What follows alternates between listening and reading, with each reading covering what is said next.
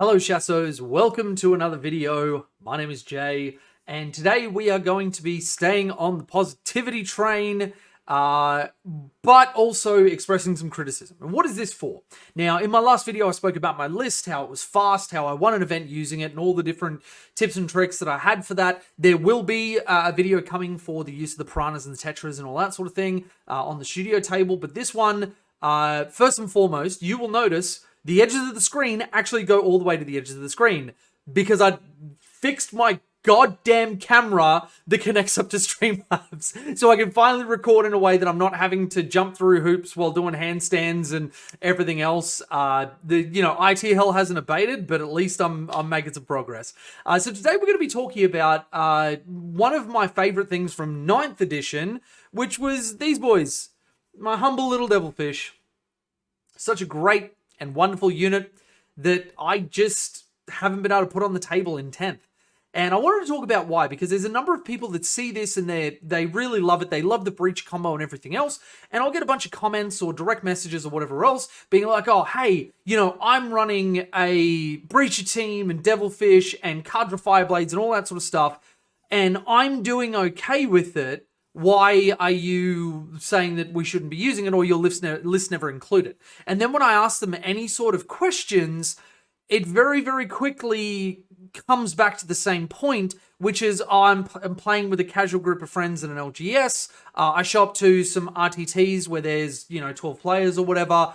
Nobody has come back yet and said, no, I'm taking this to GTs or majors, and I'm having great success. And I wanted to talk a little bit about that because we also just had a meta watch come out where Tau sat in a wonderful 38% win rate. We were below Death Guard, but just above Leagues of 010, which is nice. It's nice. Good for the Death Guard. Really great for them.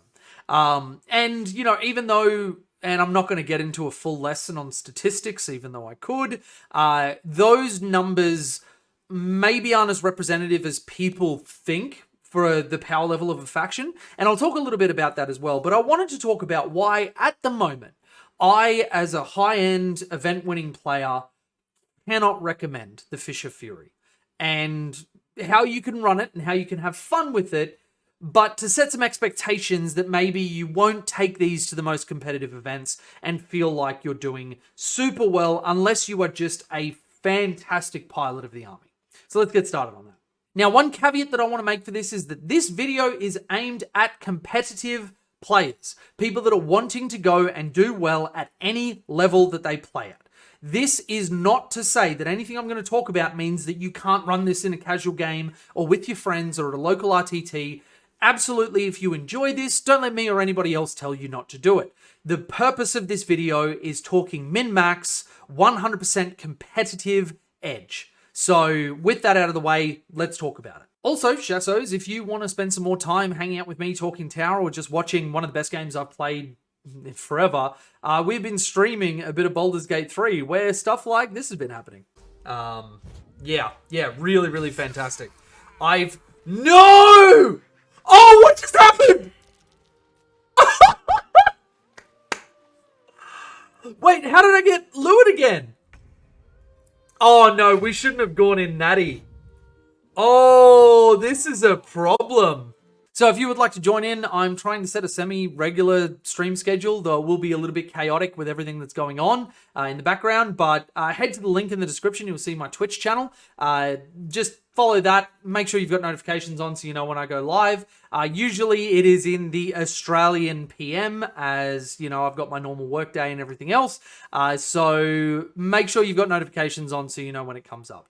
Really, really happy with all the people that have been showing up to say hi and hang out and everything else. And I am definitely the sort of person that the more interaction that I get to have with people, it kind of, I just get better. I power up as I've got more shit to talk. So hopefully see some of you there. Now, I think for the review, getting into the meat of the video, it is important for us to look at exactly what we're getting as part of this combo, what the benefits are of it, and what the downsides are that may not be apparent to newer players as you look at the data sheet and don't jump out at you for face value.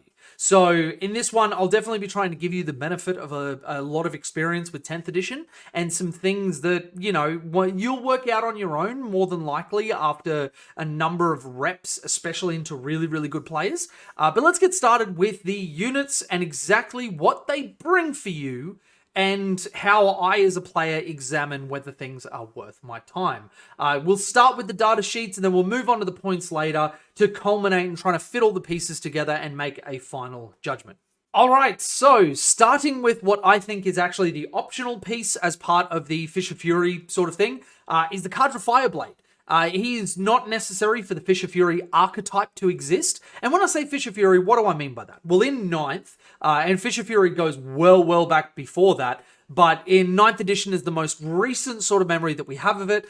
Devilfish, if you picked the Montcar Tactical Philosophy, got a pre-game move, and then could move, and then we could pay a CP, especially if we're in Montcar, to pick 3 Devilfish and have all of them unload their passengers. Those passengers could then move after they got out, meaning that we had an enormous amount of movement. I'll put a card up for my Devilfish video in which I explain the entire combo if you would like to go back and have a look at a little bit of history. There's also a little bit of tactical advice that is sort of evergreen, that will go forever. So pass over the rules of the specific things, but there are some basic principles you can use in your own games. So that is our Fish of Fury. It is Devilfish, Breaches usually. I did use Pathfinders through 9th in one of my Devilfish, which was really effective because you targeted with the Fire Warrior keyword, which was more than anything. And now we have the Cadre Fireblade, which has been added in, which could have been added in before, but this unit got a little bit of a glow up in the new index. And I say that knowing that I am never going to run this guy, at least until some points changes maybe happen. So what are we looking at? The Cadre Fireblade is a unit that has, you know, weapons that are fine, I guess. It's a rapid fire pulse rifle. It's very similar to the strike teams, but it's damage 2, and he hits on 3s. So, you know, nothing really to speak about there. 4-up save, 3 wounds. He is very similar to strike teams and breaches in that way, though he has the character keyword, he has the grenades keyword, which can be good for the stratagem in which you can hoik a grenade. And now, rather than how it was in 9th, where you would have to give up one of your models shooting if it had a grenade to be able to throw, this one is just you spend a CP. So this one, you can do some mortal wounds with it. It's actually kind of a nice change. Still, again, not enough to make me consider it over Crisis Suits and Piranhas and Tetras and whatever else. But the other thing that he brings, and this is the big thing, you'll see Volley Fire. While this model is leading a unit, add 1 to the attack's characteristic of ranged weapons equipped by models in that unit. Now, that is him. Let's go to our next unit and we can put that into context. Actually, real quick before I go, Leader, he can be attached to breaches or strikes, and he can also take gun drone, marker drone, shield drone. Now, as I said in my last video, this can be really useful to work out strategies of, all right, if this unit isn't shooting, I can have a gun drone to advance and still do actions because it'll have the assault keyword and keep me eligible to shoot. I can have a marker drone, and even if I advance, I can observe for somebody, and my unit gets the marker light keyword. That's something I do on Crisis Suits by having a Cold Star commander with a marker drone to give the unit the marker light keyword for ignore cover. All those sort of things. You can bump him up to 4 or 5 wounds depending on the shield drones that you take on him. So that's who he can attach to. Okay, let's move on to our breach team.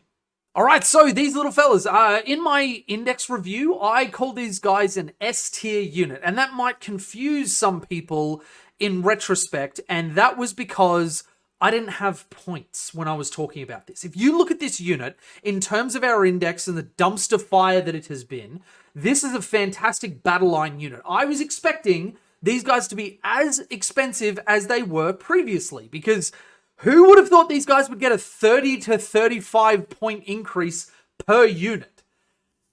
Just insane. Anyway, so the Pulse Blaster is really what we're looking at. That is kind of the only thing that we care about.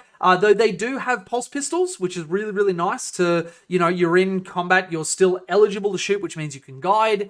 And it also means you've got some fire if you get tagged up in combat with something that doesn't just immediately sweep you off the board.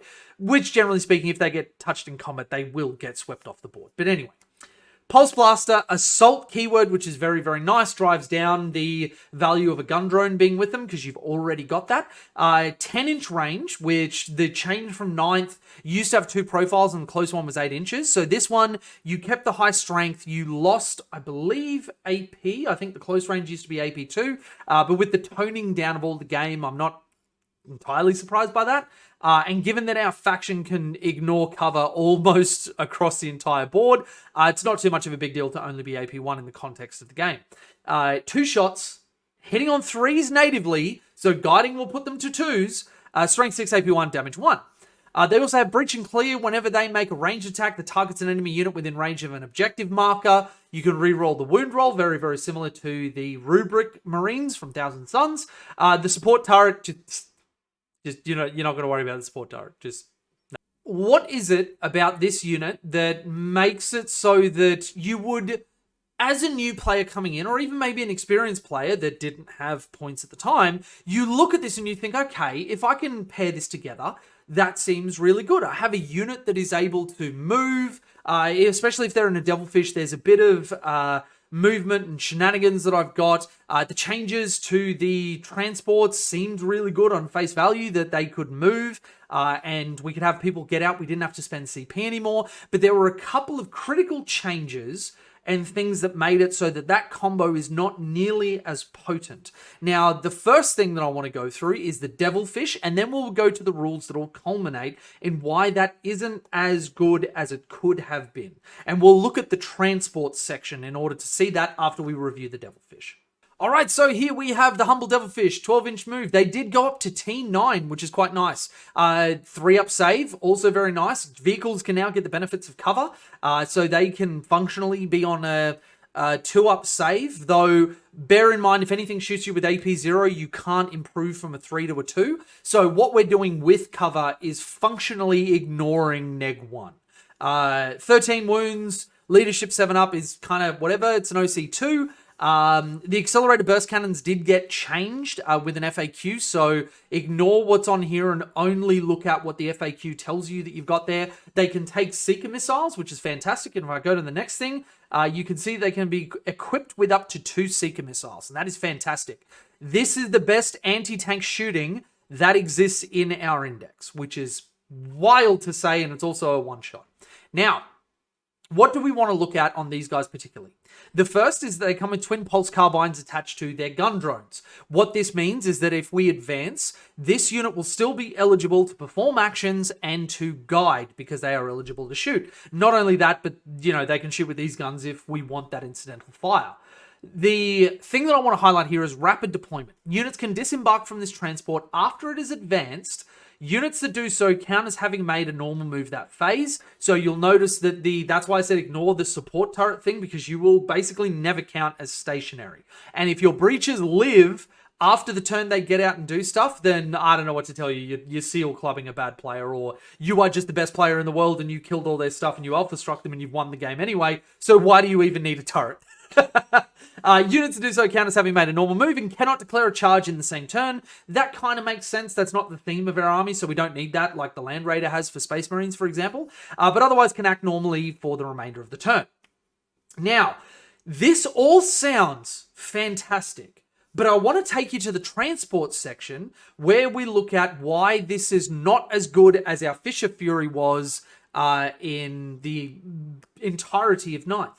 Also notice that they don't have a pre-game move. Now, I will address that with Pathfinders, as Pathfinders have a pre-game move, and as per the core rules, if a unit joins a transport, that transport gains those keywords from them. So you can have things like Infiltrator and pre-game moves and everything else, so that can make it okay. If Pathfinders were better, that would be really, really good, though it could be a strategy if they were cheaper in order to gum up the board and move block people and everything else. So let's go to the transport rules and see why this isn't as good as originally we might have thought that it would be. Okay, so what we're going to be talking about is this section in Disembark. When they disembark, you can get out 3 inches. That is the same as it was in 9th. If for any reason they cannot be set up, that model's unit cannot disembark. That's fine. Units that disembark from a transport model that either remains stationary this phase or has not yet made a normal, advance, fall back move this phase can then act normally. Make a normal move, advance, shoot, declare a charge, fight, etc. in the remainder of the turn. Such a disembarking unit cannot choose to remain stationary. Units that disembark from a transport model that made a normal move this phase count as having made a normal move themselves. They cannot move further during this phase. Such a unit also cannot declare a charge in the same turn, but can otherwise act normally for the remainder of the turn. Units cannot disembark from a transport that advanced or fell back. Obviously, the Devilfish rules get around that advancing thing. That's fine. But what does that mean for us? It means that even if your Devilfish advances, you technically, as per the sort of core rules, you make a normal move and then you make your advance move. Even if you roll for it beforehand, which is kind of standard fare to know how far you're going and you're declaring that advance, you can actually make a normal move, and that is the sequence that you normal move and then you decide if you want to advance. Players just do it at the start because generally they know if they want to do that or not. Your move is a predetermined distance, so you know if you're going to get where you need to be or not. What this means, as in stark contrast to the stratagem that we paid for to have them get out, we are, even though this model is able to advance, which you weren't able to in 9th, and use the stratagem to have them get out, you had to normal move the Devilfish. You're losing the pre-game move, and once you advance or normal move, your breaches can't move once they get out. Now, that in the context of the game means that when you're moving, you are unable to get out and then jump to the other side of a wall or have the vehicle move around a building the way that they have to and then use the infantry keyword to breach through ruins and move better than a vehicle could. Now, obviously, our Devilfish had fly. They still do, but fly changed in the new edition where you don't just ignore buildings and ruins and whatever and you just move through them. You ignore the vertical distance as long as you were ending on the other side of it. So they got significantly worse from that, but so did the boys that were jumping out inside. So all of that means, if we were to break down how far your units could go, so just using my trusty calculator here, we had a 9-inch pre-game move. Then we moved 12. Then our units were able to get out 3. Then those units were able to normal move 6. And then, if they wanted to, they could advance.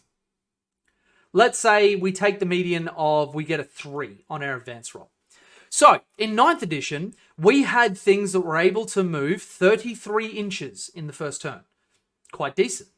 Now, if we take the same Breacher squad, we have no pre-game move, we move 12, plus we get out 3. And then the unit, and then let's say we take the same thing and we advance 3 inches. We have moved 18 inches as opposed to our, 33 from before? That is a 15-inch swing in how far our units were able to go.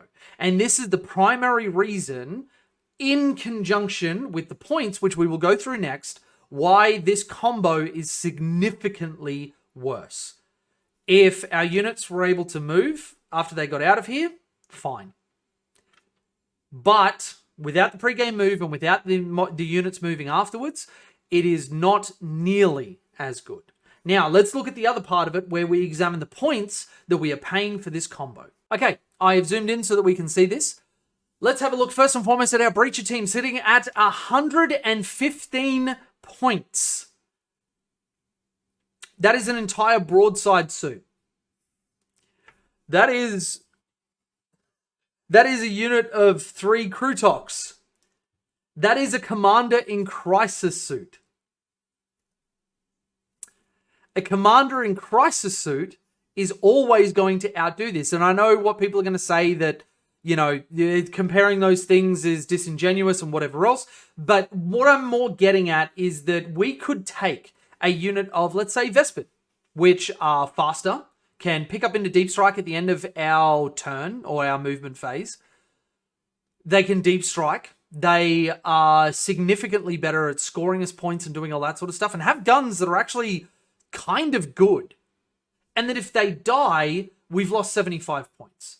Now, let's look at the Breacher team. Nobody is going to take a Breacher team that has to schlep across the board on foot. They have a 6-inch move and no other tricks, no other special things. They have close range guns that are 10 inches. So, Breachers will never walk. That is just straight up, they will never go without a Devilfish. So let's add the Devilfish into the combo. 95 points. So now, we have our Breacher team 115 and our Devilfish at 95 points. Clocking the combo in at the moment at 210 points.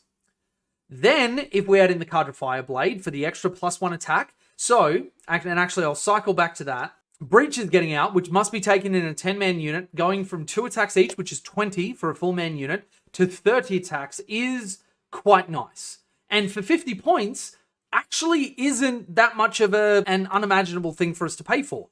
In a world, that is actually kind of great. But when we look at this as a combo, which is 260 points, that starts to get expensive. One of these is fine. Honestly, it's fine. It's not as impactful as it used to be, but there is a use case.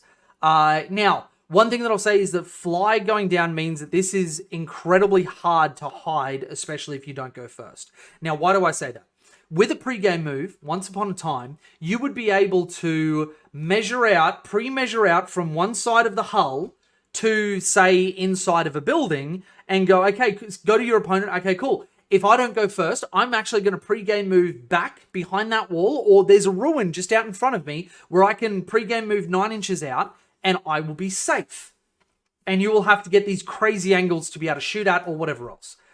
That was an incredibly good defensive tool. We also, at the end of 9th, had Exemplar of the Kaoyun as it was, which is a 3-unit redeploy if you took Kaoyun, or 1 if you took Montcar. So if you were after that pre-game move, you would be able to go, okay, cool, I've got some stuff out. There is 1 unit that I must redeploy. So I've got pre-game moves to keep me safe. I've got redeploys if I really make a mistake, and go from there. Now, your models don't ignore ruin walls to be able to jump out, because he could go back behind a ruin and then immediately just jump forward through the wall as if it didn't exist. Now you must spend your movement to go around, which also means you are losing about half of your movement trying to clear that wall and then move out, which is just not great. Not great at all. So you've got less movement. You have no pre-game move. Your models can't move after you get out. And we're looking at 260 points. If you were to take 3 of these, as I did in 9th, which was incredibly good, very good scoring, played into our secondaries well at the time, this thing was fantastic then. But now will run you almost half of your list. That's a tough pill to swallow, given that we are in an edition where Strength 6 guns don't cut it anymore unless your matchup is against GSC and Necrons and that sort of stuff. But if I'm going to spend that much points, why wouldn't I just take 2 units of 6-man Crisis suits? That's 30 attacks for all of that stuff. Crisis with a Cold Star, and yes, that becomes basically half your list, those 2 units. But they're able to auto-advance 18 inches. They have 18-inch guns as opposed to 10. And that unit will put out 66 shots each. And there's 2 of them. Kind of becomes a different value prospect, doesn't it? Where this isn't a cheap, fast option. This won't even be able to get as far as your Crisis unit will be able to get in the same turn from the same starting position. Plus, the Crisis team has the Deep Strike keyword. This has to go into Strategic Reserve. So you start to see when we're looking at this, as we bring everything into the sum of its parts, that unfortunately the Fish of Fury is a little bit too expensive now. Now, what would I do if I was Games Workshop to fix this? Well, first and foremost, I would actually just give the Devilfish a pre-game move. I think that it's a fantastic thing to get. Putting Pathfinders in here, Pathfinders are not in the best place, so we're not really incentivized to take them at the moment. And them giving it the pre-game move doesn't actually do anything, and actually putting them in a Devilfish, if this got a 9-inch pre-game move, which I would be all about, the Pathfinders have a 7-inch pre-game move, if my memory serves me correctly. So they would actually still benefit from being able to being put into one of these platforms. The breaches, I think, need to go back down to what they were in 9th. Putting them in the 80, 85 points range makes them much, much more palatable. The Devilfish, I don't think changed in points. I think we were still spending 95. But the main cost at the moment is that if you take 3 breacher teams, you're paying 90 points extra. Somewhere around there. I haven't done the exact maths on it. But if, let's say they went to 85, that is 30 points. Exactly. That starts to add up. That is a full that's a 4-man unit of crit hounds that are independent, move faster, and we can use for scoring, which we've seen across all of the start of 10th edition when people try and play as we did, which is this alpha strikey, blow everything up sort of army, we get rolled. If we play in a way that we are just going to score like maniacs and you can table us, but it doesn't matter, that's fine. Or you lean very heavily into crisis suits, which are our best data sheet by far. And piranhas and tetras, which are incredibly efficient for what you're paying. And that's the other thing. Look at how good a piranha is, and yet all you pay for it is 55 points. You get 2 piranhas, T7 7-wound bodies, with seeker missiles and fusions, a pre-game move, and 14-inch move for the same, actually 5 points less than what they want us to pay for a breacher team. So when we're looking at this in terms of points efficiency, which we as an underdog army at the moment absolutely need, the Fish of Fury list just falls apart for me. It is too much of a points investment that is too easily killed and doesn't really get the kind of value that we're hoping for unless you have a very specific skew list in mind. And that can be fine, but you kind of have to know what you're doing to play a skew list very, very well. And you need a little bit of luck to get matched into those people, because if you write a skew list that's aimed at hordes, and all you get is Knights and Chaos Knights and Tyrannid Monster Mash and all that sort of thing, you're going to have a very, very bad time. So, that is our video. On screen now are all of my patrons and YouTube members who make all of my videos possible. If you are a patron or a YouTube member from now until the end of August, you will have your name on a banner next to the Art of War and everything else at the GT I'm running in October, which is almost sold out, by the way. You absolute monsters. Also, anybody at the Chasso tier of either YouTube membership or Patreon will have one of the awards at the event named after them. So if you would like to be that, head to the link in the description or hit the membership button just down below to get yourself access to the Discord and a bunch of other things. Thank you very much to all of these incredible people who make all of my videos possible.